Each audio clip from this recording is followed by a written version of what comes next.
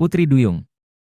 Istri dari seorang pria kaya jatuh sakit, dan ketika ia merasa ajalnya sudah dekat, ia memanggil putri satu-satunya ke samping tempat tidurnya dan berkata, "Anakku, jadilah anak yang baik dan saleh, maka Tuhan yang baik akan selalu melindungimu, dan aku akan melihatmu dari surga dan berada di dekatmu." Setelah itu ia menutup matanya dan pergi. Setiap hari gadis itu pergi ke makam ibunya dan menangis, dan dia tetap saleh dan baik. Ketika musim dingin tiba, salju menyelimuti kuburan itu dengan selembar kain putih, dan ketika matahari musim semi mencairkannya kembali, laki-laki itu telah mengambil istri lain. Wanita itu membawa 2 anak perempuan ke dalam rumah bersamanya, yang cantik dan berwajah cantik, tetapi keji dan hitam hatinya. Sekarang dimulailah masa-masa yang buruk bagi anak tiri yang malang itu. "Apakah angsa yang bodoh itu boleh duduk di ruang tamu bersama kita?" kata mereka. "Siapa yang ingin makan roti harus mendapatkannya, keluarlah bersama gadis dapur itu." Mereka mengambil pakaian indahnya, memakaikannya selimut abu-abu tua, dan memberinya sepatu kayu. "Lihatlah putri yang sombong ini, betapa cantiknya dia," teriak mereka sambil tertawa dan membawanya ke dapur. Di sana ia harus bekerja keras dari pagi hingga malam, bangun sebelum fajar menyingsing, membawa air, menyalakan api, memasak, dan mencuci.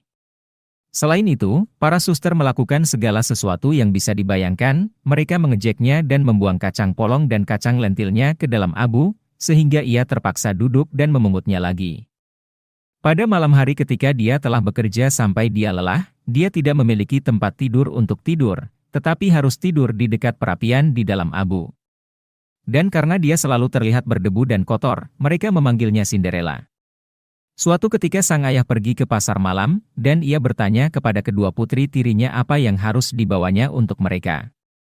"Gaun yang indah," kata yang satu, "mutiara dan permata," kata yang kedua.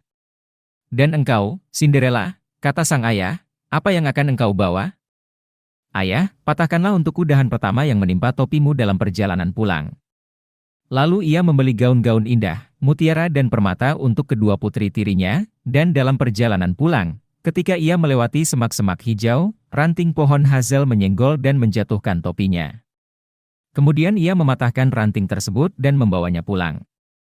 Sesampainya di rumah, ia memberikan kepada anak-anak tirinya apa yang mereka inginkan, dan kepada Cinderella ia memberikan ranting pohon hazel tersebut.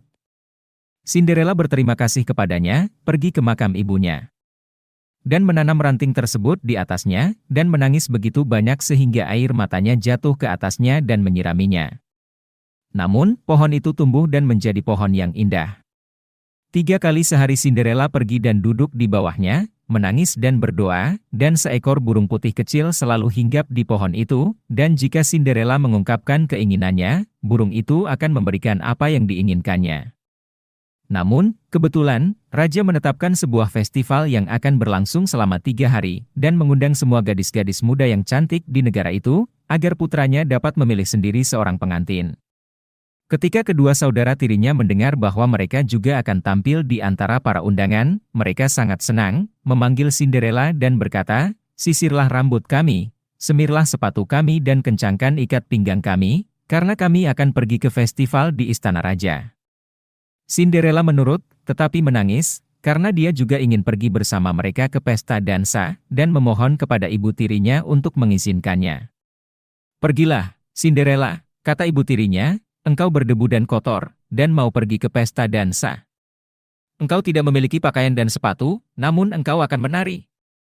Namun, ketika Cinderella terus bertanya, ibu tirinya akhirnya berkata, "Saya telah mengosongkan sepiring kacang lentil ke dalam abu untukmu. Jika kamu telah mengambilnya lagi dalam 2 jam, kamu akan pergi bersama kami." Gadis itu pergi melalui pintu belakang ke kebun dan berseru, "Hai burung merpati jinak, hai burung merpati kura-kura, dan semua burung di bawah langit, kemarilah dan bantulah aku memetik.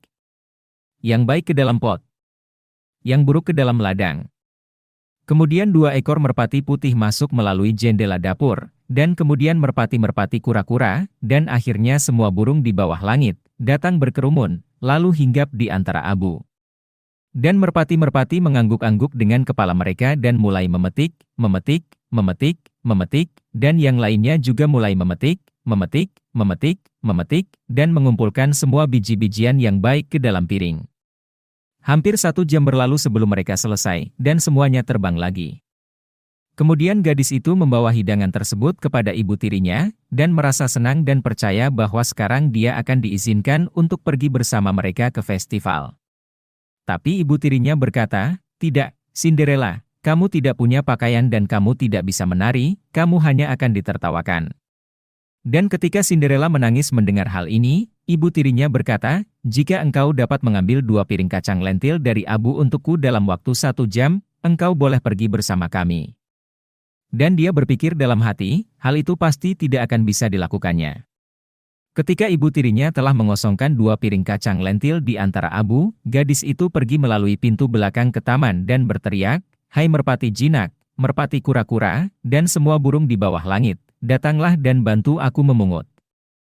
Yang baik ke dalam pot, yang buruk ke dalam tanaman." Kemudian 2 ekor merpati putih masuk melalui jendela dapur, dan setelah itu merpati-merpati kura-kura, dan akhirnya semua burung di bawah langit, datang berkerumun, lalu hinggap di antara Abu. Dan merpati-merpati itu mengangguk-anggukan kepala mereka dan mulai memetik, memetik, memetik, memetik, dan yang lainnya juga mulai memetik, memetik, memetik, dan mengumpulkan semua biji-bijian yang baik ke dalam piring, dan sebelum setengah jam berakhir, mereka telah selesai, dan semuanya terbang lagi. Kemudian gadis itu membawa piring-piring itu kepada ibu tirinya dan merasa senang, dan berpikir bahwa ia bisa pergi bersama mereka ke pesta. Tetapi ibu tirinya berkata, "Semua ini tidak akan menolongmu, engkau tidak akan ikut dengan kami, karena engkau tidak memiliki pakaian dan tidak bisa menari, kami akan merasa malu denganmu." Mendengar itu, sang ibu berbalik meninggalkan Cinderella, dan bergegas pergi dengan kedua putrinya yang sombong. Karena tidak ada seorang pun di rumah, Cinderella pergi ke makam ibunya di bawah pohon coklat dan menangis. "Menggigil dan bergetarlah, pohon kecil. Lemparkanlah perak dan emas kepadaku." Kemudian burung itu melemparkan sebuah gaun emas dan perak ke arahnya, serta sandal bersulam sutra dan perak. Dengan segera ia mengenakan gaun itu dan pergi ke festival. Namun, saudara-saudara tirinya dan ibu tirinya tidak mengenalnya, dan mengira dia pasti seorang putri asing, karena dia terlihat sangat cantik dalam gaun emas itu. Mereka tidak pernah sekalipun memikirkan Cinderella, dan percaya bahwa dia sedang duduk di rumah di tanah, memungut kacang lentil dari Abu. Sang pangeran menemuinya, menggandeng tangannya dan berdansa dengannya. Dia tidak pernah berdansa dengan gadis lain, dan tidak pernah melepaskan tangannya, dan jika ada orang lain yang datang untuk mengajaknya, dia berkata, "Inilah pasangan saya." Ia berdansa sampai malam hari, dan kemudian ia ingin pulang. Tetapi putra raja berkata, "Aku akan pergi bersamamu dan menemanimu, karena ia ingin melihat milik siapakah gadis cantik itu." Akan tetapi, gadis itu melarikan diri darinya dan melompat ke kandang merpati. Putra raja menunggu sampai ayahnya datang, dan kemudian dia memberitahukan bahwa gadis asing itu telah melompat ke dalam kandang merpati. Orang tua itu berpikir, mungkinkah itu Cinderella, dan mereka membawakan kapak dan beliung untuk menghancurkan rumah merpati itu, tetapi tidak ada seorang pun di dalamnya. Dan ketika mereka tiba di rumah, Cinderella berbaring dengan pakaian kotornya di antara Abu, dan sebuah lampu minyak kecil yang redup menyala di atas potongan mantelnya, karena Cinderella telah melompat dengan cepat turun dari bagian belakang rumah merpati dan berlari ke pohon hazel kecil, dan di sana dia melepas pakaiannya yang indah dan meletakkannya di atas makam. Dan burung itu telah mengambilnya lagi, dan kemudian dia menempatkan dirinya di dapur di antara Abu dengan gaun abu-abunya. Keesokan harinya ketika festival dimulai lagi, dan orang tuanya serta saudara-saudara tirinya telah pergi sekali lagi, Cinderella pergi ke pohon coklat dan berkata, "Menggigil dan bergetarlah, pohon kecil. Jatuhkanlah perak dan emas kepadaku." Kemudian burung itu menjatuhkan gaun yang jauh lebih indah daripada hari sebelumnya. Dan ketika Cinderella muncul di festival dengan gaun ini, semua orang kagum akan kecantikannya. Putra raja telah menunggu sampai dia datang, dan langsung menggandeng tangannya dan berdansa tanpa ada yang lain kecuali dia. Ketika orang lain datang dan mengundangnya, dia berkata, "Dia adalah pasangan saya." Ketika malam tiba, ia ingin pergi, dan putra raja mengikutinya dan ingin melihat ke rumah mana ia pergi. Tetapi ia melompat menjauh darinya dan masuk ke dalam taman di belakang rumah. Di sana berdiri sebuah pohon tinggi yang indah yang di atasnya tergantung buah pir yang paling indah. Dia memanjat dengan gesit di antara dahan-dahannya seperti seekor tupai sehingga putra raja tidak tahu kemana dia pergi. Dia menunggu sampai ayahnya datang, dan berkata kepadanya, gadis asing itu telah melarikan diri dariku, dan aku yakin dia telah memanjat pohon pir itu. Sang ayah berpikir, mungkinkah itu Cinderella, dan mengambil kapak untuk menebang pohon itu, tetapi tidak ada seorang pun di atasnya. Dan ketika mereka sampai di dapur, Cinderella berbaring di sana di antara abu, seperti biasa, karena dia telah melompat turun ke sisi lain dari pohon itu, telah membawa gaun indah itu ke burung di pohon coklat kecil, dan mengenakan gaun abu-abunya. Pada hari ketiga, ketika orang tua dan saudara-saudaranya telah pergi, Cinderella pergi sekali lagi ke makam ibunya dan berkata kepada pohon kecil itu. Menggigil dan gemetarlah, pohon kecil. Jatuhkanlah perak dan emas kepadaku. Dan sekarang burung itu menjatuhkan kepadanya sebuah gaun yang lebih indah dan megah daripada yang pernah dia miliki, dan sandalnya berwarna emas. Dan ketika ia pergi ke pesta dengan gaun itu, tak seorang pun yang tahu bagaimana harus berkata-kata karena takjub. Putra raja hanya berdansa dengannya, dan jika ada yang mengajaknya berdansa, dia berkata, dia adalah pasangan saya. Ketika malam tiba, Cinderella ingin pergi, dan putra raja ingin sekali pergi bersamanya, tetapi dia melarikan diri darinya dengan sangat cepat sehingga dia tidak bisa mengikutinya. Namun, putra raja telah menggunakan sebuah strategi, dan telah menyebabkan seluruh tangga dilumuri dengan cairan, dan di sana, ketika dia berlari turun, sandal kiri sang gadis tetap menempel. Putra raja memungutnya, dan sandal itu kecil dan mungil, dan semuanya berwarna emas. Keesokan paginya, ia pergi dengan membawa sandal itu kepada ayahnya dan berkata kepadanya, tidak seorang pun yang akan menjadi istriku kecuali dia yang kakinya cocok dengan sandal emas ini. Maka bersukacitalah kedua kakak beradik itu, karena mereka memiliki kaki yang indah. Si sulung membawa sepatu itu ke kamarnya dan ingin mencobanya, sementara ibunya berdiri di sana. Tetapi ia tidak bisa memasukkan jempol kakinya ke dalam sepatu itu, dan sepatu itu terlalu kecil untuknya. Kemudian ibunya memberinya pisau dan berkata, potonglah jempol kakinya, karena ketika engkau menjadi ratu, engkau tidak perlu lagi berjalan kaki.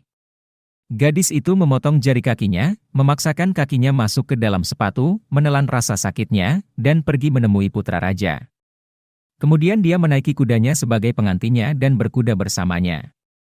Namun, mereka harus melewati kuburan, dan di sana, di atas pohon coklat, duduklah kedua merpati itu dan menangis. Berbalik dan mengintip, berbalik dan mengintip. Ada darah di dalam sepatu. Sepatu itu terlalu kecil untuknya. Pengantin wanita yang sebenarnya sedang menunggumu.